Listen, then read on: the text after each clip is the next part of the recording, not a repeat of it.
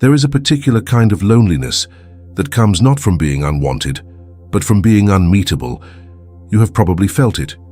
Not the sharp sting of rejection, not the hollow ache of abandonment, but something quieter and harder to name. The loneliness of sitting in a room full of people and understanding, with a certainty that no amount of effort seems to dissolve, that the conversation happening around you is not the conversation you came for. You smile. You respond when spoken to. You perform the ordinary rituals of sociability with enough competence that no one suspects what is actually occurring inside you, which is something more like mourning than like belonging.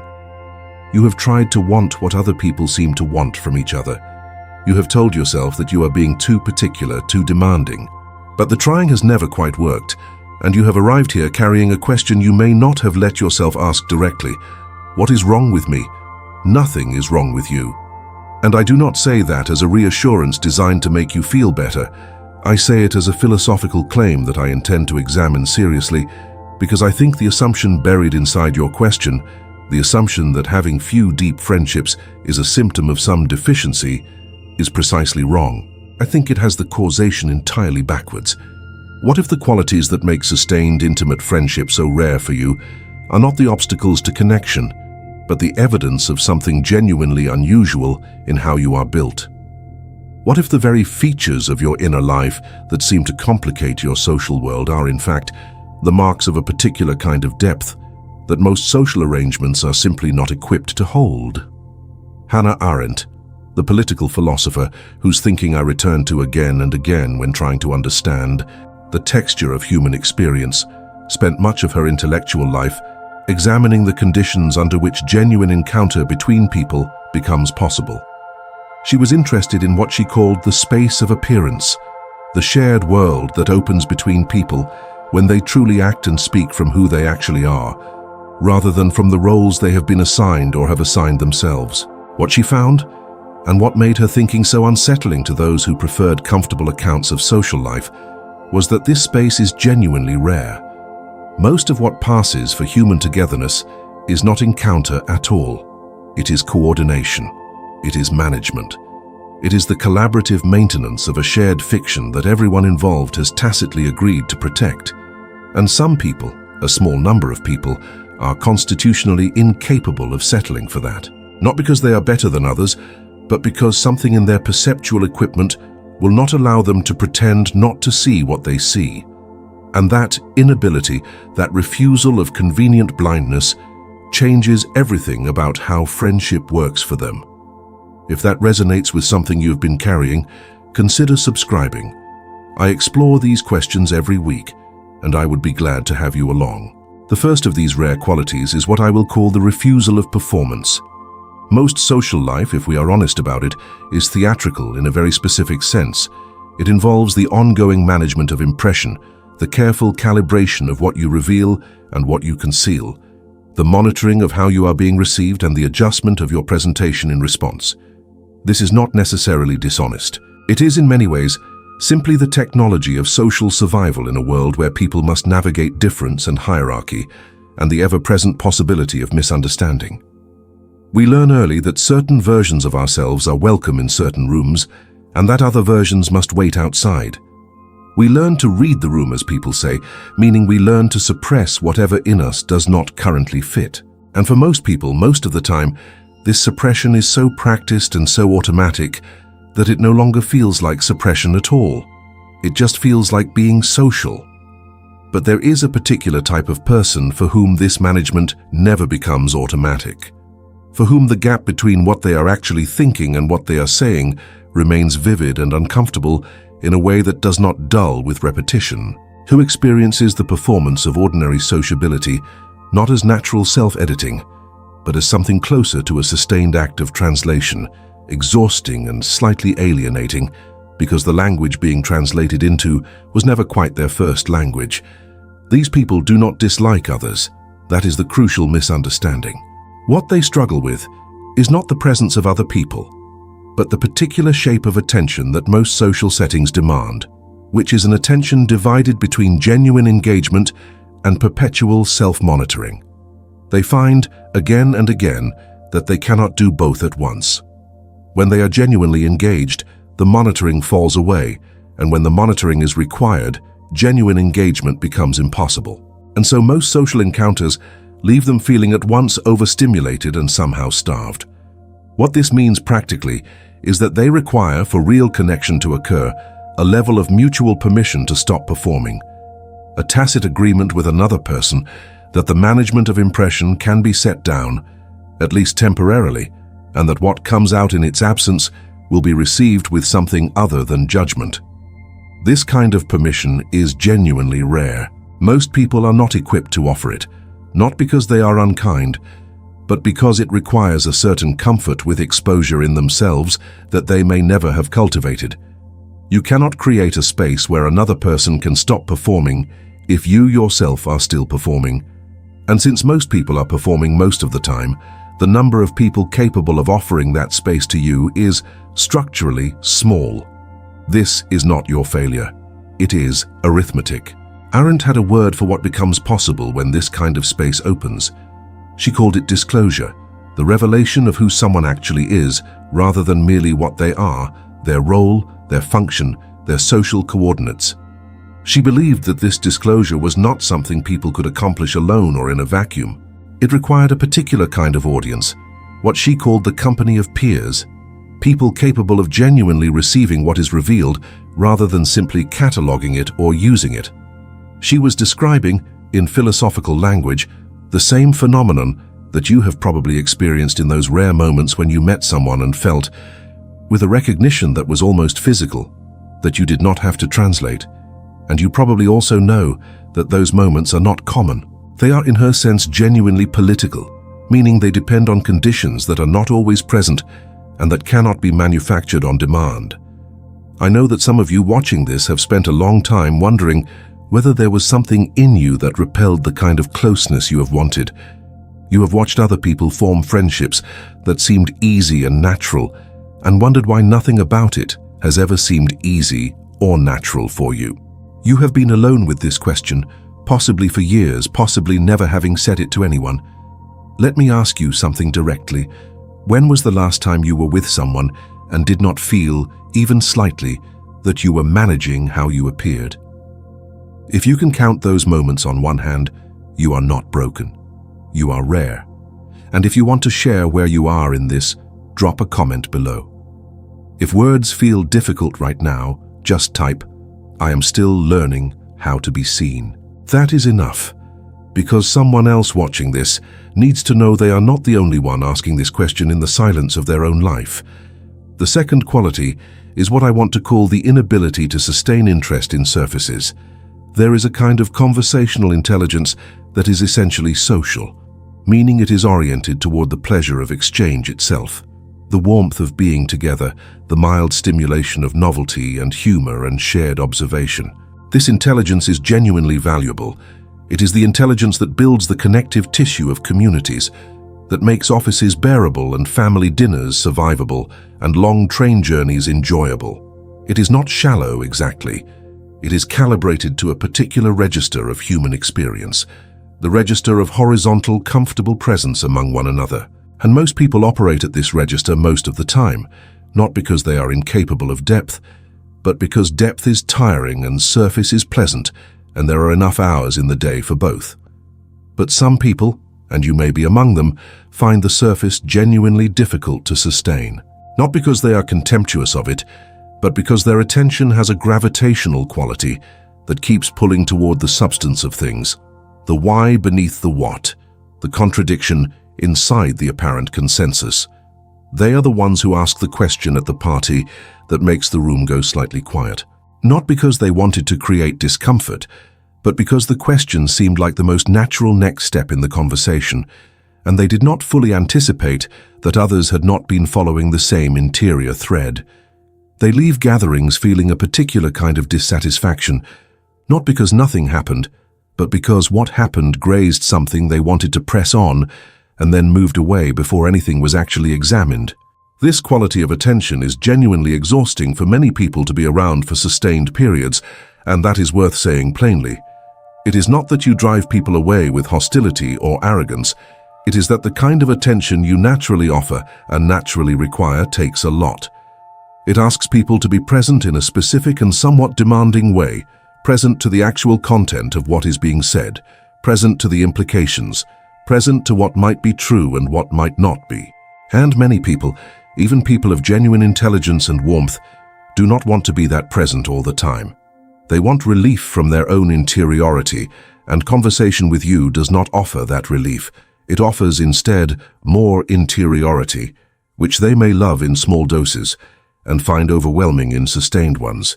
And so the friendships you can hold are, almost by definition, the ones built on a mutual willingness to inhabit that demanding register together. And those people are, statistically speaking, a small fraction of the people you will ever meet. Arendt wrote about what she called enlarged thinking, the capacity to think from the perspective of others, not in order to agree with them, but in order to genuinely comprehend what they see from where they stand. She believed this required a particular kind of intellectual courage, the willingness to let your own perspective be complicated by contact with another. The people capable of this are not necessarily the most brilliant or the most educated. They are the ones with sufficient inner freedom to be genuinely moved by what another person shows them. And the friendships built on mutual enlarged thinking, the ones where both people leave each encounter slightly changed, are the only kind that satisfy the appetite of the person I'm describing. They are not rare because you are too demanding. They are rare because they require two people to have developed the same unusual capacity, and the probability of that meeting is simply low.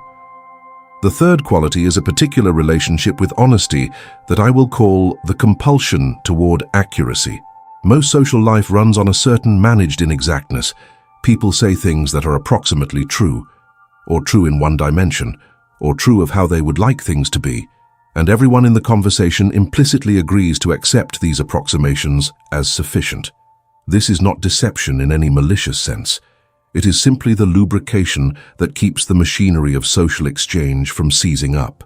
You cannot survive most human contexts if you insist on technical precision about everything you say. The world is too complex and people are too complicated, and there is rarely enough time to be fully accurate about anything. A functional tolerance for the approximate is not a moral failing, it is a practical necessity. But there are people for whom this tolerance is genuinely difficult to cultivate, who feel in the presence of an imprecision that everyone else is accepting, a low-level distress that does not resolve until the thing has been said more accurately, who find themselves in the middle of agreeing with someone, noticing a complication they cannot not mention, not because they want to be difficult, but because leaving it unmentioned feels like a small act of dishonesty that costs them something real, who are constitutionally unable to nod along to something that seems mostly right, but importantly wrong, without the important wrongness surfacing in some way, in a question, in a qualification, in the slight shift of expression that others learn to read as the signal that they are about to be complicated. This quality makes certain kinds of social ease impossible. It is very difficult to maintain the easy warmth of casual friendship when your presence functions, even unintentionally, as a gentle pressure toward accuracy that others did not necessarily consent to. People may like you, even admire you, and still find it somewhat relieving when you are not there, because when you are there they cannot quite relax into their comfortable approximations. They feel seen in a way that is bracing rather than comfortable. And so the friendships that can survive your presence, the ones where your particular form of attention is received as care rather than criticism, require people who have developed their own appetite for accuracy and their own comfort with being complicated, which is again a small number of people. Arendt was deeply interested in the relationship between thinking and conscience, and she believed that genuine thought was inseparable from a certain moral seriousness. Not moralism, which she found repellent, but the genuine unwillingness to look away from what one had seen. The person who cannot sustain social ease because they cannot manage their own accuracy is, in Arendt's terms, someone whose thinking capacity has remained uncomfortably alive. Someone for whom thoughtlessness, the ordinary suspension of critical attention that most social life requires, is not available as a resting state. This is not a virtue in any simple sense. It is a way of being built that has real costs, And the most visible of those costs is the narrowing of the circle of people who can be genuinely close to you. The fourth quality is what I want to call the need for real solitude, which is different from loneliness and different again from introversion, though it is often confused with both. Arendt wrote, in one of the passages I find most clarifying, about what she called the two-in-one, the inner dialogue that constitutes genuine thinking. She observed that thinking is not a solitary act in the ordinary sense. It is a conversation with oneself, a kind of internal company where one part of the self speaks and another part listens and responds and challenges, and that it is this ongoing inner exchange that keeps a person's moral and intellectual faculties alive. And she noted that this inner dialogue requires a particular kind of outer quiet in order to be audible. Not the absence of other people necessarily, but the absence of the constant social stimulation that drowns the inner voice in the noise of input and reaction. People who have an active inner life in this sense have a relationship with solitude that is not about deprivation. Solitude for them is not what happens when connection fails. It is a necessary condition of their own full existence. It is when they are most fully themselves, most fully inhabited by their own thinking. And this changes everything about how they relate to social life, because social life, even at its best, interrupts the inner dialogue. Even wonderful conversation with people they love requires them to pause the internal exchange and direct their attention outward. And while they are often genuinely glad to do this, there is a cost, and they need time to recover the thread of what they were thinking before the interruption. For people whose interior life is less urgent, this need for solitude can look like avoidance or aloofness, or even a kind of emotional unavailability. They are not entirely wrong that something is being withheld. What is being withheld is not affection, but time, the specific time needed to replenish the inner resource that social engagement depletes. People who cannot understand why this replenishment is necessary will always find themselves in some friction with the person who needs it, while the people who understand it, because they need it themselves, will find in the shared recognition of that need one of the foundations of the only friendships that last. The fifth quality is perhaps the hardest to name, but I will try to call it the unwillingness to accept lesser versions of connection. This sounds on the surface like a description of excessive standards, of the kind of perfectionism that dooms its possessor to perpetual dissatisfaction because nothing in the actual world can match what they have imagined. And I want to be careful here, because there is a version of this quality that really is a kind of relational failure, where the demand for ideal connection becomes a way of avoiding the vulnerability of actual connection with all its inevitable limitations. That version deserves to be challenged, and if you recognize it in yourself, that recognition matters. But there is another version of this quality that is not about perfectionism at all. It is about the impossibility of sustaining a fiction. It is about the specific kind of person who, in the presence of a relationship that is friendly but not real, comfortable but not honest, warm at the surface but empty in the depth, cannot manage to convince themselves that this is sufficient. Not because they have decided it is insufficient and are performing dissatisfaction, but because their inner life simply does not register the thing as connection. The warmth registers, the pleasantness registers, but the deeper recognition that they are seeking, the sense of being met where they actually live rather than where they are willing to meet others, does not occur. And no amount of social goodwill on both sides produces it if the conditions are not right. Arendt believed that natality, by which she meant the human capacity to begin something genuinely new, was the most profound expression of human freedom. And I think genuine friendship, in the sense I have been describing it, is a form of natality. It is the beginning of a shared world between two specific people, a world that did not exist before them and cannot be replicated or transferred. When that beginning occurs, when two people find themselves in the condition where genuine disclosure has become possible and genuine reception has become available, something new comes into the world. Not a relationship in the administrative sense, a category, a social unit, but a living thing, a space of appearance between two specific, irreplaceable people.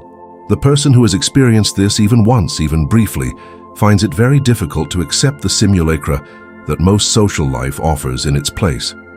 Not because they are being unreasonable, but because they have tasted something real and cannot pretend that what is not real is. This is, in a very practical sense, a cost. The ability to sustain a wide social world requires a certain flexibility about what counts as connection, a willingness to accept varying degrees of reality in one's relationships and find genuine pleasure in even the lighter versions. People who cannot do this, who require a fairly high level of reality before something registers for them as genuine friendship, will have fewer friends, not as a failure, as a consequence of their own perceptual honesty. If what I've been exploring here speaks to something you have been sitting with alone, something you have wondered about yourself and perhaps never said out loud to anyone, I want you to know that this channel exists precisely for that conversation. I make these videos for people who are not satisfied with easy answers, who want to understand themselves and the world they are living in at a level of depth that most casual contexts cannot offer. If that is you, please consider subscribing and joining what has become over time a genuine community of people exploring these questions together. Not a community of people who all agree, but one where honest thinking is the shared value. I would be honored to have you in it. And whatever you are feeling as you watch this, whatever recognition or discomfort or relief is moving through you right now, I would genuinely like to know. Leave a comment. Tell me which of these qualities you recognized in yourself and what it has cost you. I read everyone. There is something important to hold on to as we approach the end of this exploration. Having few friends is not the same as being alone. Arendt made a crucial distinction between loneliness and solitude, and she made an equally crucial distinction between social isolation and what she called the withdrawal from public life that is sometimes necessary for genuine thinking to occur. The person who has few deep friendships, but has found even one relationship in which genuine disclosure is possible, in which the inner dialogue is not drowned but amplified by the presence of another, is not impoverished. They are, in a specific and important sense, richer than someone with 100 acquaintances and no one who knows them. The question is not how many people are in your life, but whether your life, as you actually live it inside yourself, has witnesses. Whether there is anyone to whom you do not have to translate. And here is the reframing I want to leave you with. You have probably spent time wishing that connection were easier for you, wishing that the bar for what registers as real were lower and therefore more frequently cleared. I understand that wish.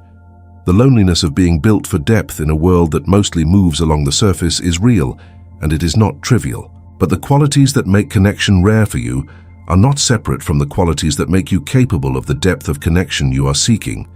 They are the same qualities. The accuracy, the interiority, the refusal of performance, the appetite for what is real rather than what is comfortable. These are not obstacles to genuine friendship. They are its preconditions. You are not waiting to be fixed before connection can occur.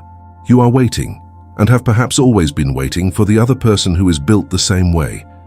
And they are out there, fewer in number than you might wish, but real and looking in their own way for exactly what you have to offer. The examined life, Arendt reminded us, is not necessarily the easiest life, but it is, in a sense, she would have found important, the most fully human one. And the friendships built within it, however few they are not lesser for being few. They are the real ones. And sometimes one real thing is worth more than 100 convincing imitations.